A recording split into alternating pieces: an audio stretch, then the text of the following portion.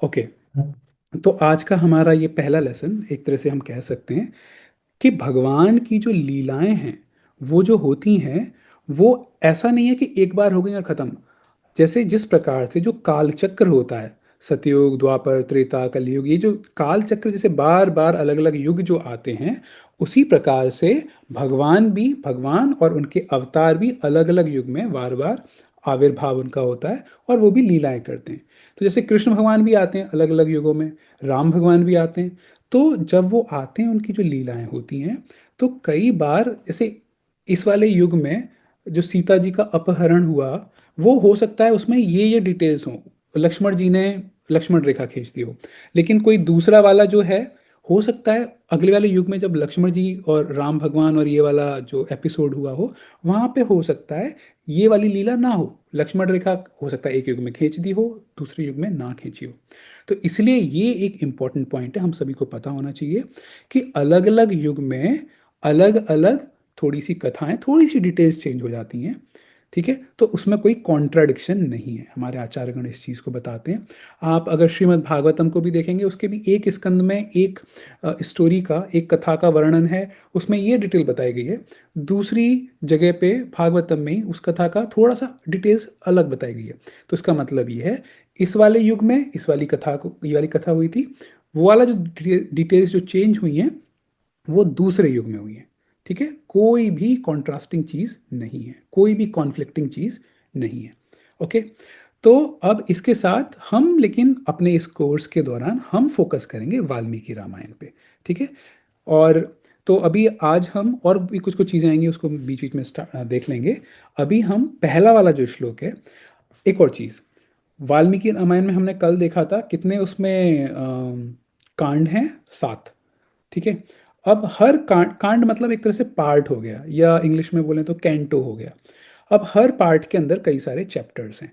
अब चैप्टर को वाल्मीकि रामायण में सर्ग बोला गया है।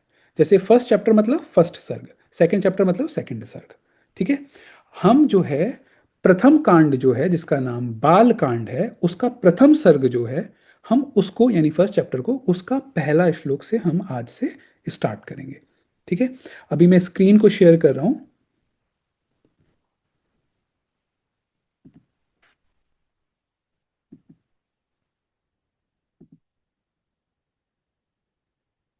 1 सेकेंड। ओके, ये स्क्रीन विजिबल है आपको? कोई थम्स अप या कुछ इमोजी या कुछ तो भेज के बता सकते हैं। आई होप ये स्क्रीन विजिबल है। इसको थोड़ा और बड़ा कर देता हूँ।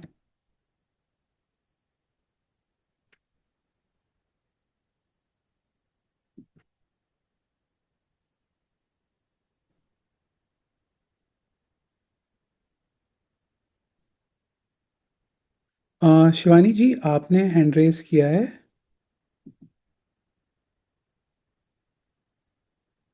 आई होप सब कुछ विजिबल है, किसी को कोई दिक्कत तो नहीं है ना? Okay, fine. ठीक है, तो अब हम अपना स्टार्ट करते हैं अपना पहले वाले श्लोक से। थोड़ा और बड़ा कर देते हैं इसको।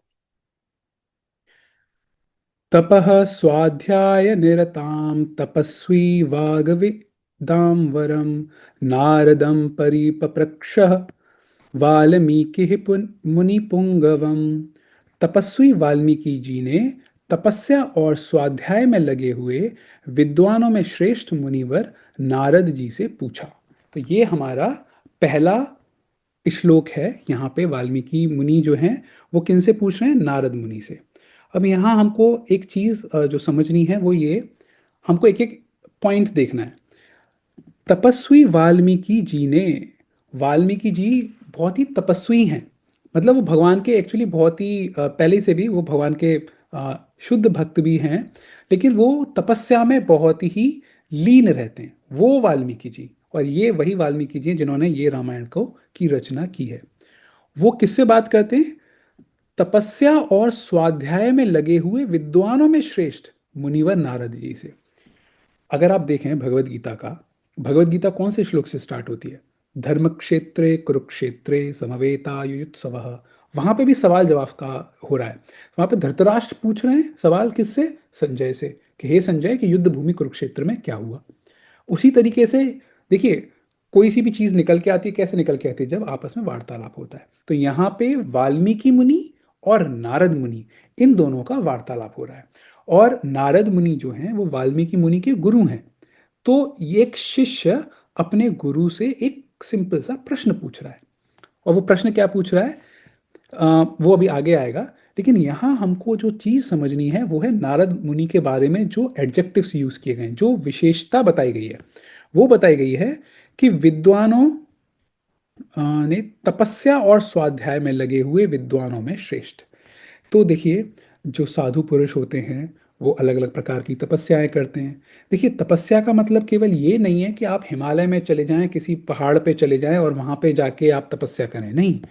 तपस्या का मतलब ये है, जैसा कि हमने कल भी देखा था, एक तरह से हमारा ये जो वाल्मीकि रामायण चैलेंज है, चैलेंज का मतलब हमने देखा था अपनी कंफर्टेबल जोन से बाहर निकल के वहां से जो चीज करने में थोड़ा सा हमको एफर्ट्स लगाने पड़ रहे हैं, थोड़ी मेहनत करनी पड़ रही है, वही एक प्रकार की तपस्या हो गई। भाई, अगर कोई व्यक्ति किसी को सुबह 4 बजे उठने में दिक्कत हो रही है और वो 4 बजे लेकिन उठ रहा है, तो ये उसके लिए तपस्या है। ठीक है। तो तपस्या मतलब अपनी एक्स्ट्रा एफर्ट्स लगाना। स्वाध्याय, तो कई सारे विद्वान जो हैं वो तपस्या करते हैं। कैसे तपस्या करते हैं, वो अपना मतलब एक्स्ट्रा अध्ययन करना, एक्स्ट्रा समय देना भगवान की सेवा में। तो इस तरह से वो स्वाध्याय करते हैं। स्वाध्याय का मतलब क्या होता है, खुद का अध्ययन, जो हमारे शास्त्र हैं, शास्त्रों का अध्ययन करना। ठीक है। तो जो साधु पुरुष होते हैं ये उनके लिए बहुत बहुत आवश्यक है। कोई भी व्यक्ति अगर भगवान से प्रेम करना चाह रहा है, भक्ति करना चाह रहा है और स्पिरिचुअलिटी में आगे बढ़ना चाह रहा है, तो बहुत आवश्यक है वो 3 कार्य में उसको फोकस करना चाहिए। कौन कौन से 3 कार्य हैं, गुरु, साधु, शास्त्र। ये 3 चीज बहुत ही आवश्यक है। कि मतलब कोई हमको गाइड कर रहा हो, गुरु मतलब कोई गाइड कर रहा हो। वैसे नहीं, कई बार हम लोग फैशन के लिए गुरु बना लेते हैं, नहीं नहीं, वैसे नहीं। कोई व्यक्ति जो हमें समझता हो, जानता हो थोड़ा सा, और हमको कोई उसका हमारे प्रति कुछ मोटिव ना हो, स्वार्थ ना हो, वो हमको थोड़ा मेंटरिंग कर दे, गाइड कर दे। तो ऐसा गुरु। साधु मतलब और भी जो कुछ भक्त लोग हैं, है ना, तो उनसे भी थोड़ी हमें चर्चा करते रहनी चाहिए। और तीसरी चीज़ है गुरु, साधु और शास्त्र। शास्त्र अध्ययन हमको रेगुलरली करना चाहिए। तो जैसा कि हम यहाँ पे अभी साधुओं के बीच में यहाँ पे इतने सारे अभी 85 पार्टिसिपेंट्स अभी लाइव हैं यहाँ पे। तो आप एक तरह से देखिए, यहाँ पे पूरी राम कथा की जो हम चर्चा कर रहे हैं, 85 भक्तों का समागम है ये। तो एक तरह से साधु हैं सब 85 यहाँ पे। कुछ कुछ भक्त हैं जो एक डिवाइस से 2-3 लोग बैठ के, 2-3 भक्त बैठ के सुन रहे हैं। तो हो सकता है 90-95 के आसपास सब होगा। तो पॉइंट हमारा ये है कि अगर हमको अपने आप को स्पिरिचुअलिस्टिक बोलना है, हम कई बार बोलते हैं ना कि हम तो बहुत आध्यात्म प्रैक्टिस कर रहे हैं, तो हमको ध्यान रखनी है कौन कौन सी चीज़ें। एक तो हमको स्वाध्याय करना है, बहुत आवश्यक है। शास्त्रों का अध्ययन। ठीक है। शास्त्र वो आप कोई से भी हो सकते हैं, बेसिक कर सकते हैं, भगवत गीता हो गई, श्रीमद् भागवतम हो गई, रामायण, महाभारत, ये 3-4 हैं, पढ़ने में भी इजी हो जाते हैं, समझने में भी थोड़े इजी हो जाते हैं। ठीक है। और क्या, थोड़ी सी तपस्या करनी है। एक्चुअली क्या है, जब हम स्वाध्याय करते हैं, जब हम पढ़ने का प्रयास करते हैं, तो हमको कई बार बहुत आलस आता है। तो उसी समय उस आलस को त्याग के 5 मिनट के लिए, 10 मिनट के लिए थोड़ा पढ़ने का प्रयास करें, वही हमारे लिए तपस्या हो गई। बस कुछ और ज़्यादा हिमालय या इधर समंदर में अंदर जाने की कहीं पे कोई ज़रूरत नहीं है। पहले के टाइम पे कुछ कुछ जो साधु मुनि ऋषिगण होते थे, वो पानी के अंदर जाके भी तपस्या करते थे। अपने को कलयुग में इस सब करने का कोई आवश्यकता नहीं है। और एक और तपस्या क्या होती है, भगवान का जो नाम जप होता है उसको भी हम करते हैं, वो भी तपस्या में आता है। तो अब नारद मुनि को क्या बोला गया है कि ऐसे ऐसे साधु जो बहुत तपस्या करते हैं, बहुत स्वाध्याय करते हैं, उन सभी में जो श्रेष्ठ मुनि हैं वो हैं नारद मुनि। अब आप समझ सकते हैं नारद मुनि का स्टेटस क्या है। आप एक दूसरे एंगल से अगर देखें, बचपन से हम लोग भी कई बार जो टीवी सीरियल में मूवीज आती थी या टीवी सीरियल आते हैं ना, वहाँ पे नारद मुनि को बहुत ही नेगेटिव तरीके से पोर्ट्रे किया गया है। मतलब जहाँ पे कहीं नॉर्मल चीज़ चल रही है, वहाँ पे नारद मुनि ने आके लड़ाई भिड़ा दी, है ना। उस तरह से आप लोगों ने भी कई उसमें टीवी सीरियल में या इधर उधर कहीं से देखा होगा। लेकिन ऐसा नहीं है। अभी हम धीरे धीरे जब आगे और चर्चा करेंगे रामायण की, तो हमको पता चलेगा नारद मुनि बहुत ही शुद्ध भक्त हैं, बहुत ही शुद्ध भक्त हैं।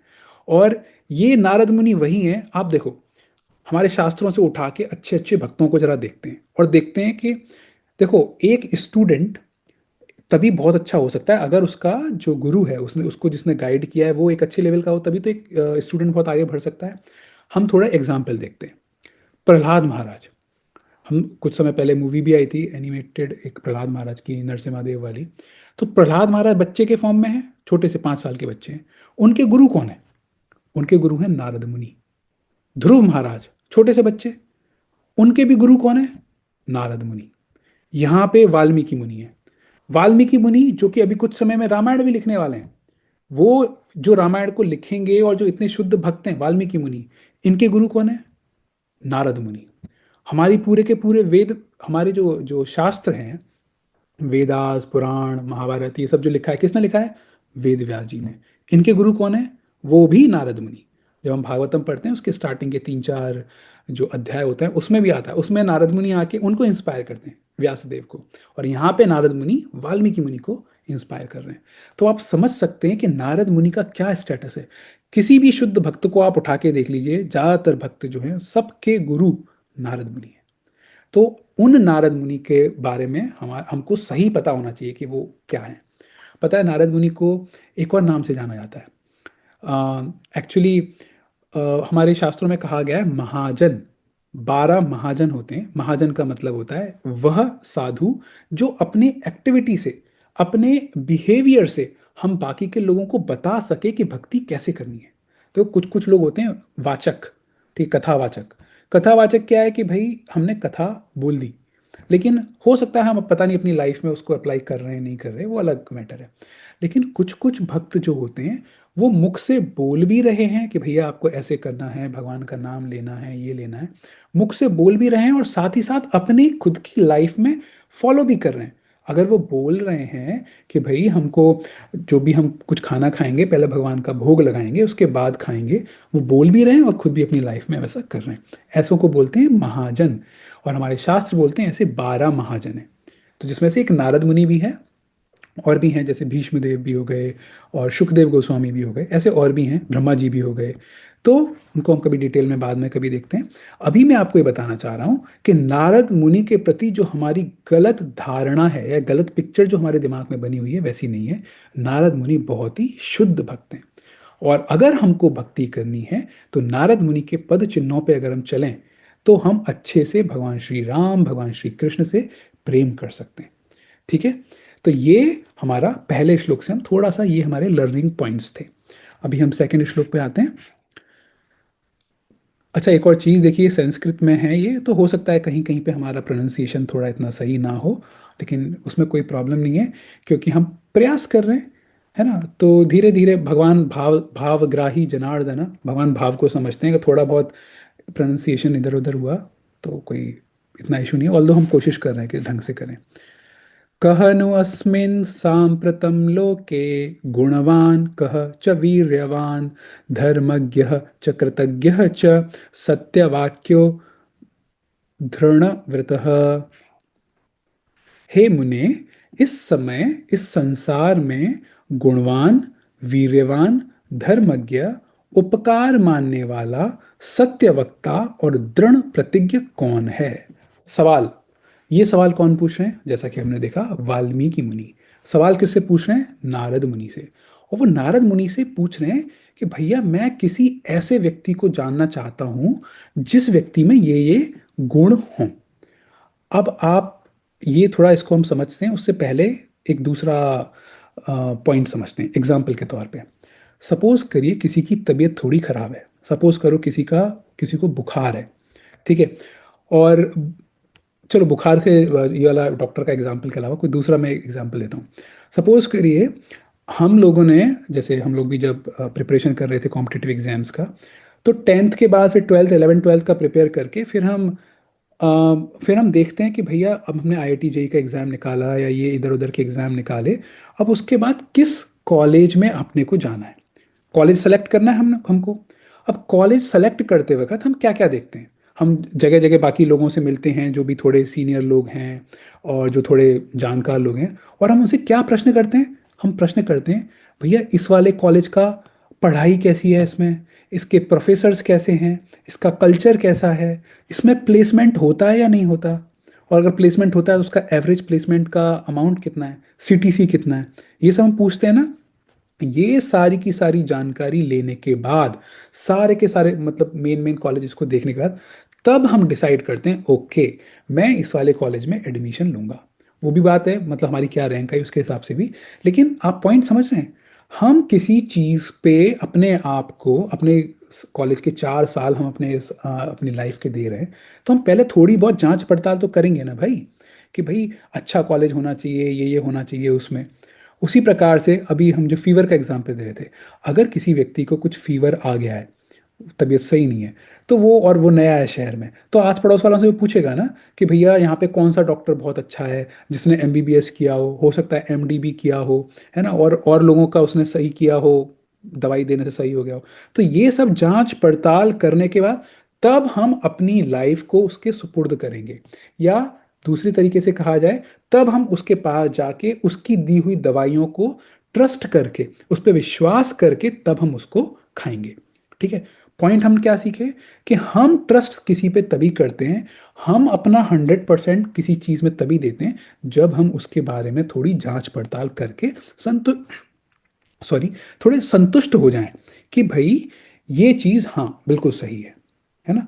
आप जैसे सोने की दुकान पे जाके, ज्वेलरी की दुकान पे जाके आप देखते हैं ना, हॉलमार्क लगा हुआ है सोना, ऐसी नकली वाला सोना तो नहीं लेते ना हम।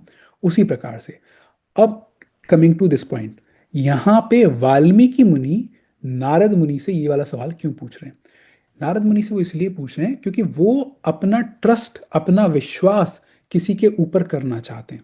तो अब ये वही पूछ रहे हैं कि भाई मैं अपना विश्वास तो करूं, लेकिन उस व्यक्ति के पास कुछ गुण तो होने चाहिए।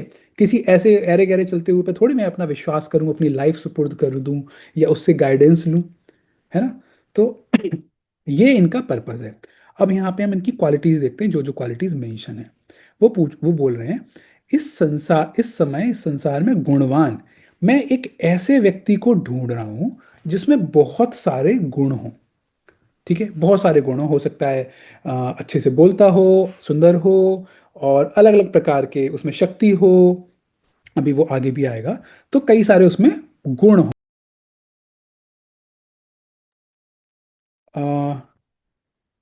एक्चुअली आई थिंक बीच में थोड़ा ड्रॉप हो गया था, तो लेकिन मैं दोबारा से स्क्रीन शेयर करता हूँ।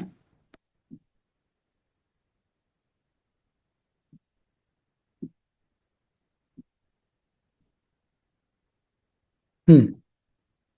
हम्म, ये स्क्रीन आपको विजिबल है क्या, प्लीज कोई बताएगा। मतलब जो श्लोक जो दिख रहा है, आई होप सबको विजिबल होगा जहां तक। तो अब यहाँ पे वो बोल रहे हैं कि गुणवान, उसमें बहुत सारे उस व्यक्ति में गुण हो। फिर क्या है, वीर्यवान, बहुत ही शक्तिशाली हो। देखिए कई बार क्या होता है इस भौतिक संसार में, ये उसकी विडंबना है कि कई सारी क्वालिटीज एक ही व्यक्ति में मिलना बहुत ही मुश्किल हो जाता है। अभी जैसे हो सकता है कोई व्यक्ति बहुत शक्तिशाली हो, लेकिन बहुत रूड हो, बहुत ही ढंग से किसी से बात ना करता हो। लेकिन यहाँ पे वाल्मीकि मुनि कैसा, कैसे व्यक्ति के ऊपर अपने आप गाइडेंस लेना चाह रहे हैं, उस व्यक्ति में कई सारे गुण हों, वो शक्तिशाली हो, वो धर्मज्ञ हो, मतलब धर्म को फॉलो कर रहा हो। मतलब जो हमारे धर्म मतलब क्या, धर्मम तो साक्षात भगवत प्रणीतम, जो भगवान के कहे हुए वाक्य हैं, जो हमारे शास्त्रों में कहा गई चीजें हैं, उसको अगर कोई व्यक्ति फॉलो कर रहा है तो हम उसको धर्मज्ञ बोल सकते हैं। फिर क्या है, उपकार मानने वाला हो, एक ऐसा व्यक्ति, आजकल कलयुग के टाइम पे तो कोई उपकार मानते ही नहीं है। आप किसी के लिए कितना भी कर दो, ज़्यादातर, सबके लिए जनरलाइज नहीं कर सकते, बट आजकल ये बहुत हो जाता है कि हमने किसी के लिए बहुत कुछ किया, और लेकिन जब अपने को ज़रूरत पड़ी तो वो व्यक्ति भूल ही गया, या वो व्यक्ति फिर बिल्कुल निग्लेक्ट कर दिया, इग्नोर कर दिया। तो लेकिन वाल्मीकि मुनि ऐसे व्यक्ति को जानना चाह रहे हैं जो व्यक्ति उपकार मानता हो, अगर उसके लिए किसी ने कुछ किया है तो वो उसको बिल्कुल भी भूले नहीं। ठीक है, ये इंपॉर्टेंट चीज़ है। अगर आप देखें भगवान का, भगवान श्री राम, भगवान श्री कृष्ण, वो वैसे ही हैं कि उनके लिए अगर आप कुछ कर देते हो तो वो बिल्कुल भी भूलते नहीं है। ठीक है, वो डिटेल में और आगे भी पढ़ेंगे। और फिर उसमें हमने क्या है, क्या क्वालिटी होनी चाहिए, सत्य वक्ता हो, वो सत्य वचन बोलता हो, कुछ झूठ वूठ ना बोलता हो, वो व्यक्ति हमेशा सत्य बोलता हो। और दृढ़ प्रतिज्ञ कौन है, दृढ़ प्रतिज्ञ भी होना चाहिए। मतलब अगर उसने एक बार बोल दिया, एक बार प्रॉमिस कर दिया, एक बार वचन दे दिया, उसके बाद वो उस प्रॉमिस को निभाए, ऐसा व्यक्ति, हे नारद मुनि, अगर कोई है तो प्लीज आप मुझको बता दीजिए। ये कौन बोल रहे हैं, वाल्मीकि मुनि नारद मुनि से। ठीक है। अब देखिए, सपोज करो अब हम खुद एनालाइज करते हैं, इन्होंने 5-6 क्वालिटीज बताई हैं। क्या आप इसको थोड़ा छोटी सी एक्टिविटी की तरह देखिए। वाल्मीकि मुनि ये क्वेश्चन पूछ रहे हैं नारद मुनि से। अब क्या नारद मुनि हमारा नाम रेकमेंड कर सकते हैं वाल्मीकि मुनि को? तो ये हम थोड़ा एक्टिविटी की तरह देख सकते हैं। क्या हम, हमारे अंदर गुणवान मतलब गुण हैं अच्छे अच्छे, हो सकता है कुछ हैं, लेकिन हो सकता है कुछ नहीं है। वीर्यवान है, नहीं भाई कहाँ इतने शक्तिशाली। अगर अभी हमको कभी आपको फ्लाइट में जाना होता है, ट्रेन में जाना होता है, तो 20 किलो का बैग उठाने में हम लोगों को बड़ा मुश्किल हो जाती है। तो भाई इतने शक्तिशाली भी हम नहीं है। क्या धर्मज्ञ हैं, ठीक है, कुछ कुछ चीज़ें धर्म फॉलो कर लेते हैं, कुछ कुछ चीज़ें मिस भी हो जाती है। तो उपकार मानने वाले हैं, हाँ भाई उपकार तो बहुत मानते हैं। ठीक है, एक चीज आपके अंदर एक क्वालिटी हुई, सपोज करिए उपकार मानने वाला, लेकिन बाकी की और तो नहीं है। लेकिन यहाँ पे वाल्मीकि मुनि किसको, किसका रिकमेंडेशन मांग रहे हैं, जिसके अंदर सारी की सारी चीजें पूर्णता के साथ बहुत अच्छी तरीके से हो। ठीक है, ये पॉइंट इंपॉर्टेंट है। उनको आधा अधूरा पैकेज नहीं चाहिए कि हाँ भाई ये वाला व्यक्ति है, इसमें ये वाला गुण है, ये वाला व्यक्ति है, इसमें ये वाला गुण है। नहीं, मुझे एक ऐसा व्यक्ति चाहिए जिसमें सारे गुण हो। ठीक है। तो आई थिंक 3 मिनट रह गई हैं, तो आज का हम जो सेशन है यहीं तक रखते हैं। कल हम आगे वाला श्लोक वहाँ से स्टार्ट करेंगे। ठीक है। तो आज की क्लास से रिलेटेड अगर किसी को कोई पॉइंट है तो आप हैंड रेज कर सकते हो। और कुछ असाइनमेंट्स वो सब आपको पता है, आपसे रिक्वेस्ट है कि 5 से 10 मिनट लगेगा। प्लीज़ आप अपना जो असाइनमेंट्स हैं, सिंपल सा है, 25 अनुवाद का रिकॉर्डिंग वो भेजना है आपको। और क्लास में जो भी आपको पॉइंट अच्छा लगा, 1-2 पॉइंट्स आप वो शेयर कर दीजिए। क्विज भी हमने भेज दिया है, क्विज को भी सॉल्व कर दीजिएगा। ठीक है। तो किसी को अगर कुछ डाउट है, देखिए यहाँ पे हमने बोला था, कईयों ने अभी अपना आईडी नहीं डाला अपने नेम में, प्लीज़ डाल दीजिए, जिससे कि अटेंडेंस तो भी लग जाएगी। आप अपना हैंड रेस कर सकते हैं, या फिर मैं चैट को भी ओपन कर दे रहा हूँ। अगर किसी का कुछ डाउट है वो चैट में भी पूछ सकते हैं, या कोई कोई पॉइंट कुछ शेयर करना चाहे कि हाँ भाई ये पॉइंट मुझे अच्छा लगा। ओके, वैष्णवी जी।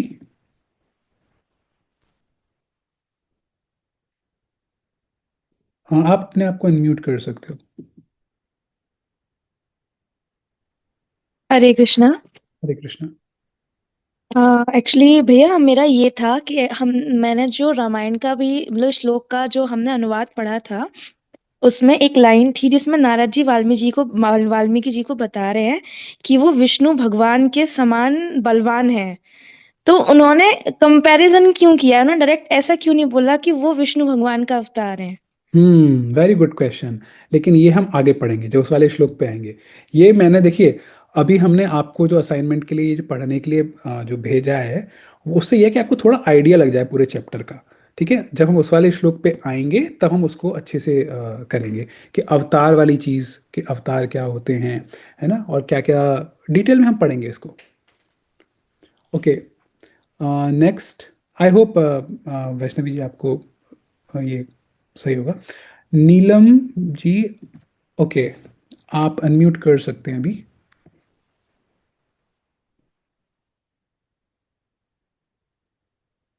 नीलम जी, आपके पास अनम्यूट करने वाला एक ऑप्शन आया होगा। हाँ जी, हरिओम जी। गुरुजी, मैं ये पूछना चाहती हूँ कि कल का लेसन जो पिछला था वो मैं अटेंड नहीं कर सकी प्रॉपरली।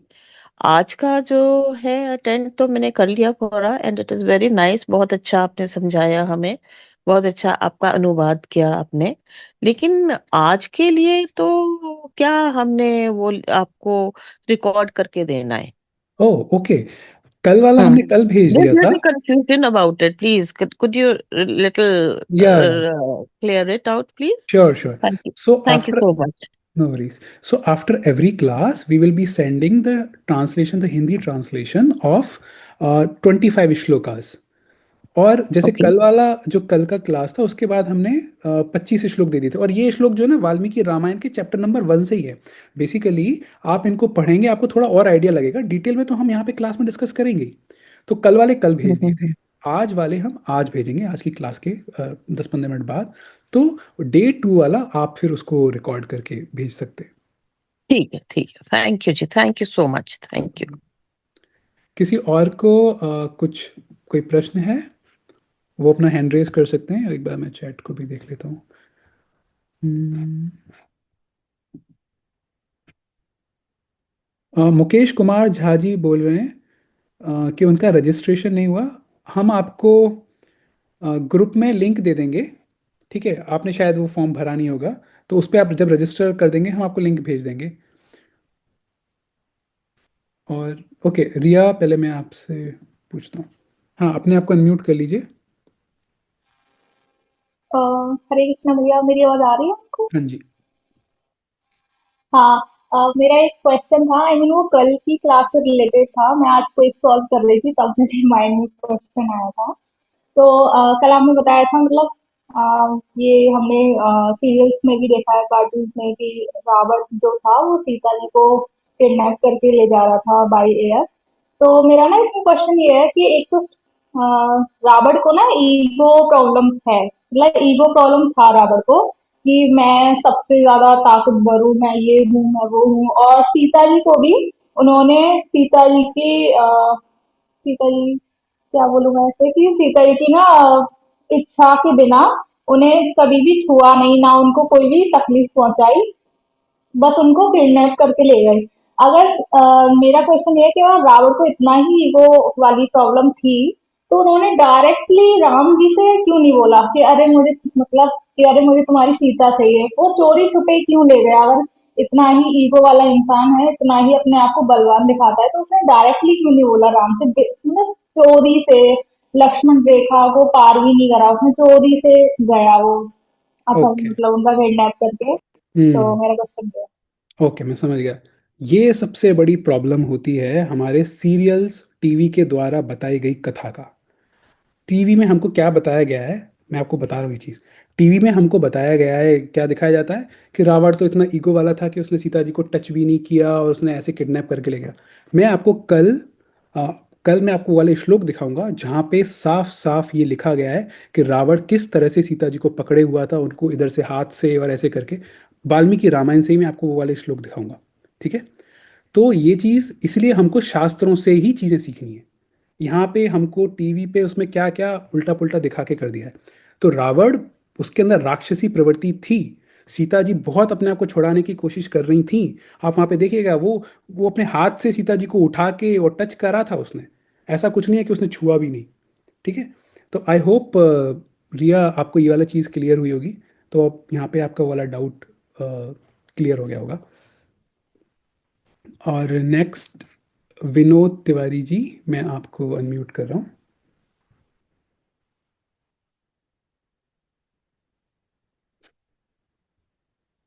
विनोद तिवारी जी, आप अपने आप को अनम्यूट कर लीजिए इधर से। मैंने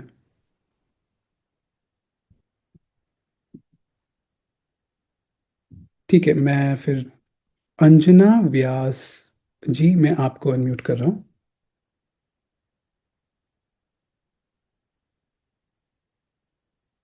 हेलो। हाँ जी। या एक्चुअली मेरे को एक क्वेश्चन था।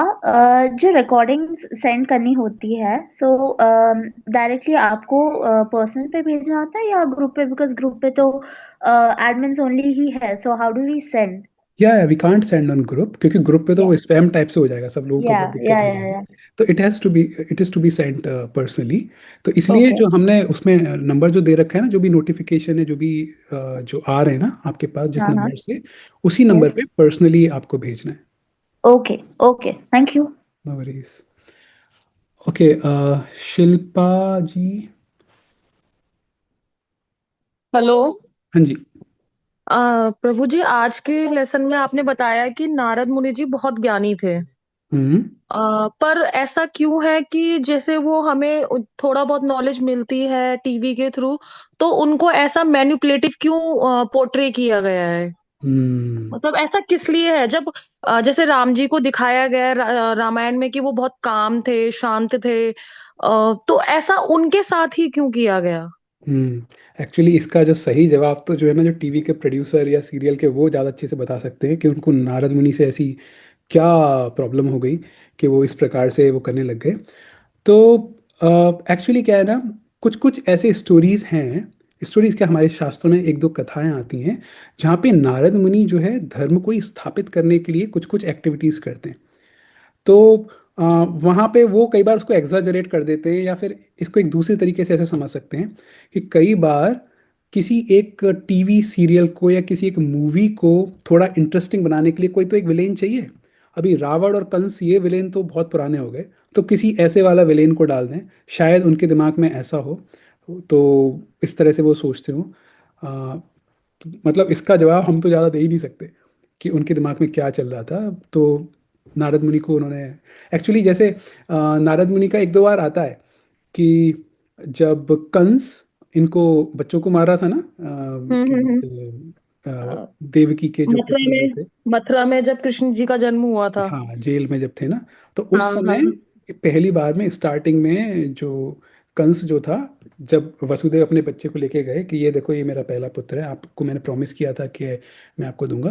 तो कंस सोचता है कि ठीक है, मुझको तो बाद में जो पुत्र होगा वो मारेगा, तो पहले वाले से तो कोई दिक्कत है नहीं।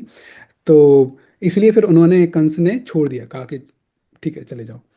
लेकिन उसके बाद नारद मुनि आके कंस को कुछ तो बोलते हैं, और बेसिकली वो फिर एक दूसरा फिलोसॉफिकल डायरेक्शन हो जाएगा। वो कंस को बोलते हैं, उनका पर्पस ये था कि फटाफट कृष्ण भगवान आए इस पृथ्वी पे। तो उसके बाद नारद मुनि से बात करने के बाद कंस इतना इंस्पायर हो जाता है, या जो भी कहो, वो वसुदेव को बुला के उस वाले पुत्र को मार देता है। तो हो सकता है इस वाली चीज़ को लेके कि नारद मुनि ने तो इस तरह से करवा दिया, तो कोई कुछ भी सोच सकता है। लेकिन जब हम भागवतम कभी पढ़ेंगे, तब हम डिटेल में हम्म। पढ़ेंगे उसका क्या फिलोसॉफिकल सिग्निफिकेंस था। साइकिल टाइप का होती है। एनीवे, फिर दूसरा टॉपिक हो जाएगा। तो आई होप आपको थोड़ा समझ में आया होगा। हाँ, थोड़ा तो। हम्म। क्योंकि इसका ज़्यादा डिटेल हम लोग ना, ये उन्हीं के ऊपर है, कभी कोई किसी को भी क्रिमिनल बना के कर सकता है। आजकल सोशल मीडिया क्या करता है, वो भी तो यही करता है। कोई एक व्यक्ति की एक चीज़ उठा के उसको बहुत इनलार्ज कर दो, मैग्नीफाई कर दो, और बाद में पता चला कि उसकी कोई गलती थी नहीं। तो बॉलीवुड या टीवी वालों का तो वैसे ही है थोड़ा। ओके। बाय द वे, हम थोड़ा टाइम ऊपर हो गया है, अगर कोई चाहे तो लीव भी कर सकता है। और लेकिन यहाँ पे इतना अच्छा डिस्कशन हो रहा है, तो अगर कोई चाहे तो इसमें पार्टिसिपेट भी कर सकते हैं। विनोद तिवारी जी, आपने हैंड रेस किया है, आप अनम्यूट कर लीजिए प्लीज़।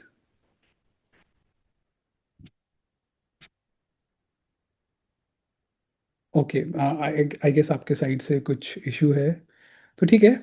अगर किसी को कुछ प्रश्न है जो यहाँ पे नहीं अगर पूछ पा रहे हैं, आप उसको पर्सनली हमारे उस जो नंबर है हेल्पलाइन वाला, आप उस पर भी मैसेज भेज सकते हैं। तो आज का हम क्लास यहीं तक रखते हैं। थोड़ी देर में क्विज अभी भेजते हैं, हो सकता है एक दो घंटे में आ जाएगा आपके पास। ग्रंथराज श्रीमद् भागवतम की जय। वाल्मीकि रामायण की जय।